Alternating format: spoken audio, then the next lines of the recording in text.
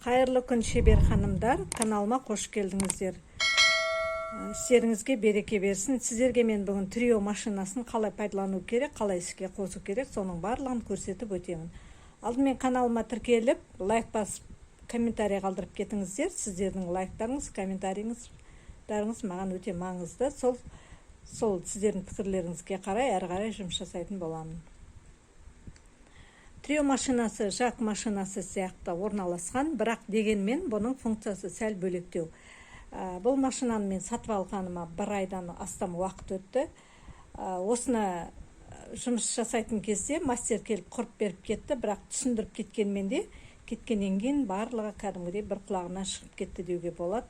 Сондықтан қайтадан интернеттен іздедім трио машинасын, бірақ мен таба алмадым. Ютубтан таба алмадым, текке шунха машинасы бар екен, трио машинасы жоқ. Инструкциясы қалай пайдалану керек. Сондықтан мен сіздерге осы трио машинаның пайдалану жұмысын көрсетіп өткім келеді. Трио машинасы бұл кәдімгідей столы болады. Мынандай тартпасы бар. Ішіне салып қоясыздар керек заттарыңызды. Коленный рычаг. Осыны коленный рычагын мен жұмыс жасайсыз. Аяғына қоятын кәдімгідей жаңағы табаны, руль десек те болады. Сосын мына жерде мінекей былай орналасқан. Мына рукояткасы. Бұл рукояткамен бұл жерде промышленный машинаның көп жерінде бізде кәдімгі жаномен бытовой машина сияқты емес. Бұл жерде екі-ақ функция бар. Трио машинасы зигзагқа арналған, әрі прямострочка зигзаг екі функцияда жұмыс жасайды. Мынау соның регулировка келтіретін жері. Мұна біз рычагты мынау үстіне қосып қоятын, осыны бүйтіп бұрайсыздар. Бұраған кезде мынау қозғалады. Бері қарата қозғалады. Міне. Сол кезде зигзаг жүреді. Осыны бұрайсыздар да, қайтадан мынаны оңына қатайтып қоясыздар. Сол кезде зигзаг болып жүретін болады. Егер тік тұрған кезде бұл прямострочка болады. Қазір жұмыс барысында барлығын сіздерге көрсетіп өтемін. Мынандай екі жібі тұрады. Біреуі бергі жағындағысы тігінге арналған. Мынаған келіп, мына инеге салынады. Екіншісі ілініп, мына жердегі мынандай айналатын осы жерге тағылып, мына жерге келеді. Бұл шпульканы жинайтын жері. Шпульканы кәдімгідей промышленный машинада шпульканы осы жинап отырады. Тігіп отырған кезде бұл жинап отырады. Қазір осының барлығын сіздерге толық көрсетіп өтетін боламын. Мына жіптен бастайық, жіпті жақындатып көрсетейін. Мына жерде екі жіп тұр, көріп тұрғандарыңыздай екі жіп тұр. Біреуі мына жіп шпулькаге арналған, шпулька жинап тұратын жіп, мына жіп тігінге арналған. Осы арадан мына жерге кегізесіздер, өткізіп аласыздар да, осы турамен мына жерге әкеп кегізесіздер. Мінекей мынарадан өткізесіздер, мына тесігін көрдіңіздер ғой. Осыдан өткізіп, мына жерінен өткізіп, мына жақтан шығарасыздар міне. Мына тесіктен шығарасыздар. Сөйтесіздер да шпулькаге орап қоясыздар. Мына шпулькаге жаймен бетіп орап, мынау енді жиналып тұрған, бұл менде жиналып тұрғаны. Жаймен аласыздар да нараған бетіп қоясыздар. Сосын басасыздар. Мына жер тігіп жатқан кезде шпулька жиналып тұрады. Менде уже тігіліп, мына шпулька жиналған. Сосын жіп жиналған кезде өзі бетіп ашылып кетеді. Екінші жіпті, оны да дәл осында осы жерден өткізіп аласыздар да, тура мына жерге әкелесіздер. Мына жерде 3 тесігі бар. Осы тесікке кіргізіп аласыздар. Айналдырып кіргізіп отырасыздар. Былай. Мынаны бері қарата кіргізесіз. Сосын былай кіргізесіз. Осылай кіргізіп аласыздар. Мына жерінде осындай темірі болады. Доңғал. Осы темірге кіргізіп аласыздар жіпті. Аласыздар да былай кіргізіп аласыздар. Мінекейіңіз. мына жіпті мына кіргізіп алдыңыздар, мінекей, көрдіңіздер ма? Енді мына арадан былай айналдырып өтесіздер.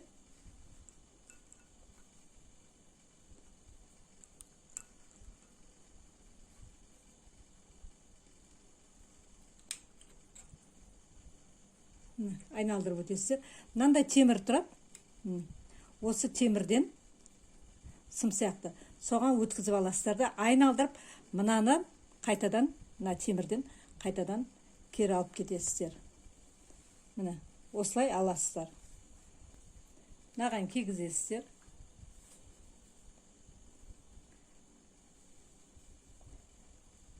Мына жерде тағы да айналып тұрған кішкентай темір бар, содан өткізіп жібересіздер. Міне, мына жерге келді. Мына жерде кішкентай крючогы бар. Сол крючоктан бүйтіп айналдырып өтесіздер. Мына жерде мынандай кішкентай тесігі тұр, көрдіңіздер ғой? Мына тесікке жіпті кіргізіп өтесіздер. Мына шпулькіден, мына спиральдің ішінен өтсесіздер жіпті. Сосын мына жердегі мына тесікке жіпті кіргізіп аласыздар. Бұны иненің тесігі бері қарап тұрады. Сондықтан содан кейін иненің тесігін кіргізіп аласыздар.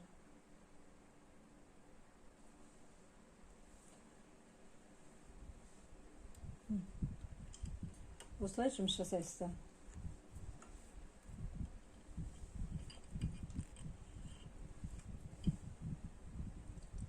Мына инесін кіргізіп аласыздар. Мына осылай болды.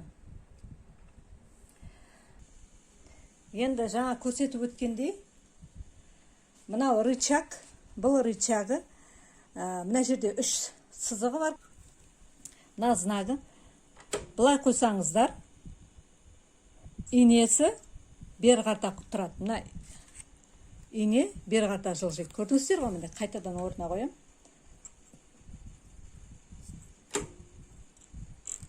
Мына ортада тұрды.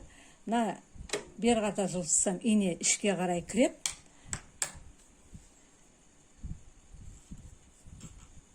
Ортаға қойсаң, ортасына келіп, мына шетіне қойсаң,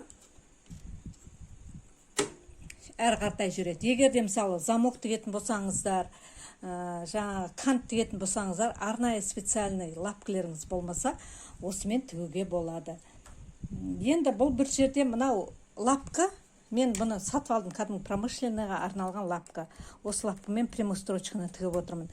Негізі бұның лапкасы бөлек болады. Арнайы өзінің лапкасы мынандай болады. Міне. Бұл зигзагқа арналған лапкысы, өзінің родной трио машинасының зигзагқа арналған лапкысы осындай болады. Жалпақ, дәл осындай. Мінекей, мына зигзагқа арналған өзінің лапкысы міне. Ал мынаны мен сатып алдым. Алматыдан, базардан сатып алдым. Сосын андай тефловый лапка алдыртты, мінекейіңіз. Бұл да жарай береді, неге жаққа да жарай береді екен. Мен бұған жарамай ма десем, жарайды екен. Осындай 2 лапка алдырып алдым. Сосын промышленный лапкілеріңіз жаңағы замокқа, кантқа арналған лапкілер болса, алып қоюларыңызға болады, жарайды. Мынаны бассаңыз, машинаңыз артқа тігеді. Мынау экранда көрсетіп тұрған PS дегеніміз, мынау P дегеніміз, P01 дегеніміз, бұл қадам. Мына қадамды басуы, жылжуы. Ал S дегеніңіз бұл скорость, жылдамдық. 1000 мысалы.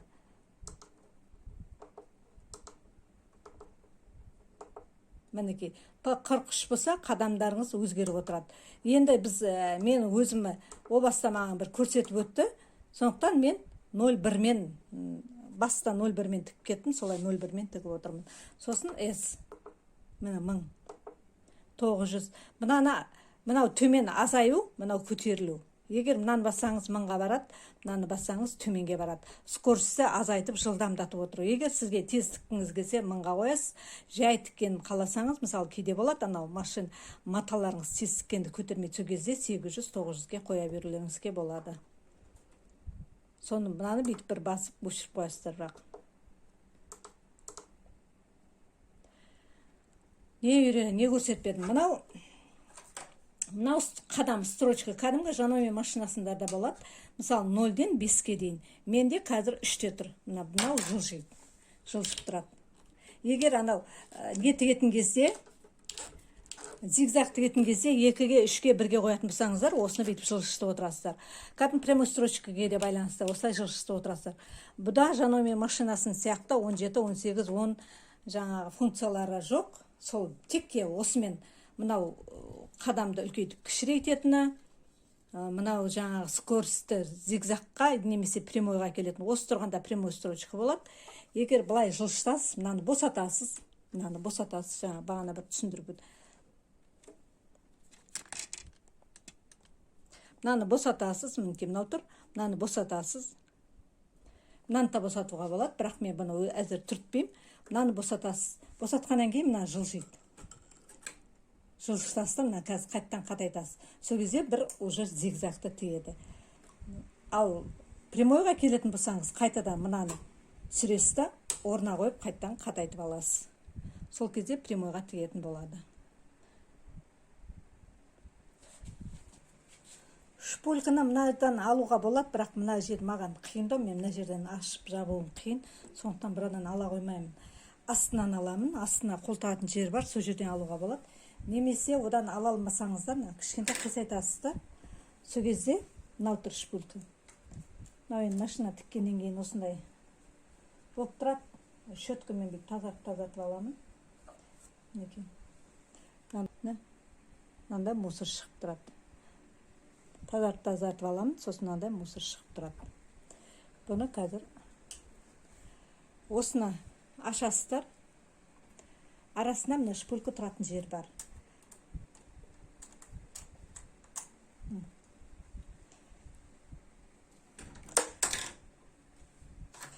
Мынау шпулька. Мынау шпулькасы.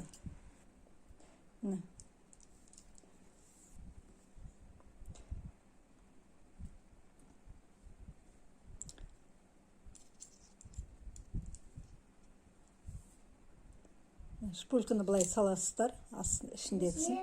Мына жеріне өтізіп аласыздар. Мынаны салатын жер бар. Сосын мына жерде спираль тұр, міндетті түрде спиральге кигізесіздер, әйтпесе бұл тікпейді. Мына спиральға бүйтіп 2 орап өткізіп аласыздар шпульканы. Мінекейіңіздер. Сөйтіп барып саласыздар. Астынан салуға да болады, бірақ енді мен сіздерге астынан көрсетпеймін. Мына жерден ашып көрсетіп жіберейін, қалай салу керек екенін.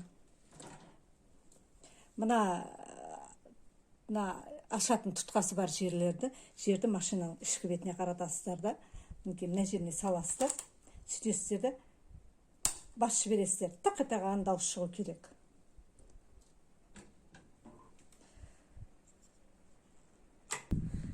Зигзагы мынандай болып тігіледі. Мінекей қараңыздар. Осы зигзагты мен осы триоға тіккемін. Асты, арты осындай болды. Прямой ұқпта тігеді. Прямой строчка. Міне прямой строчканы осыған тіктім. Арты мынандай болды. Енді мен сіздерге қазір прямой строчканы қалай тігу керек, соны бір көрсетіп өтейін.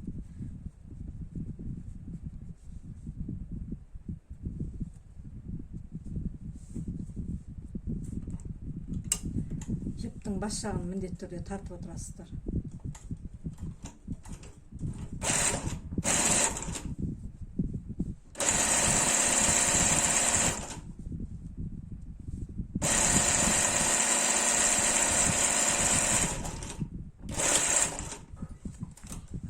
Коленleri çakpен көтеріп қойдым.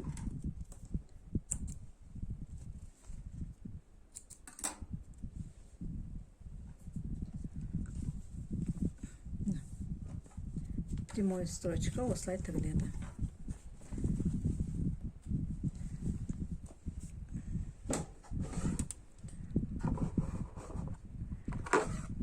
Егер зигзагты тігетін болсаңыздар, ауыстырып аласыздар.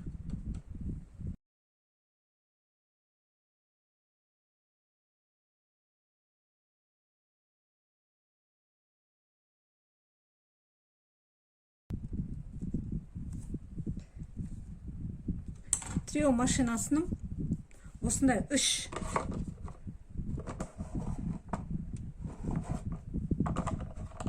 запаскасынан андай 3 отвертка болып келеді, сосын 4 шпулька болып келеді, родной 4 шпулькасымен қана келеді. Бұда лишний басқа зат болмайды. Жаномен сияқты жаңағы түйме қадайтын, тағда жандай нелерімен қосымша келмейді. Бұда текке 3 отверткасымен 4 шпулька ғана бар. Мынау зигзагтікі.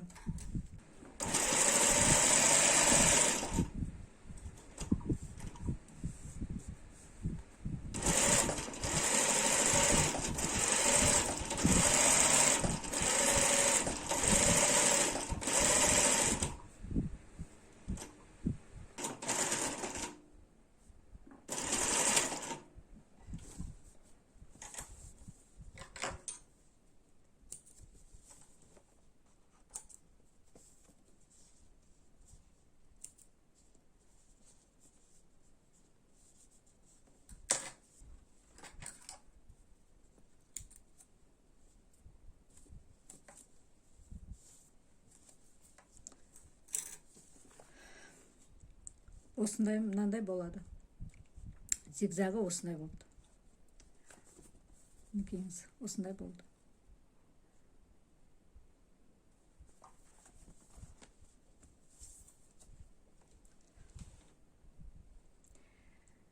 Видеоның соңына дейін көргендеріңізге рахмет. Лайк басып, комментарий қалдырып кетіңіздер. Сіздердің комментарийларыңыз, лайктарыңыз мен үшін өте маңызды. Келесі видеоға дейін сау саламатта болыңыздар. Келесі видеода мына зигзагты толық көрсететін боламын. Қазір уақыттың тығызына байланысты мен оны толық көрсете алмадым.